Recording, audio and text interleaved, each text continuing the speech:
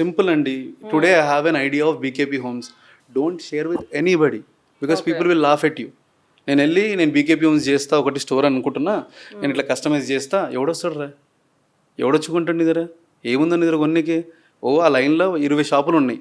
నేను చెప్తే నేను చేసిన తర్వాత ఈరోజు ఇఫ్ ఐ టెల్ కామెడీగా నేనేమంటా, సార్ ఒక 50తో ఎస్ఎఫ్టీలో స్టోర్ ప్లాన్ చేస్తున్నా, కామెడీగా అన్నాను అనుకోండి, 50తో ఇస్ హ్యూజ్.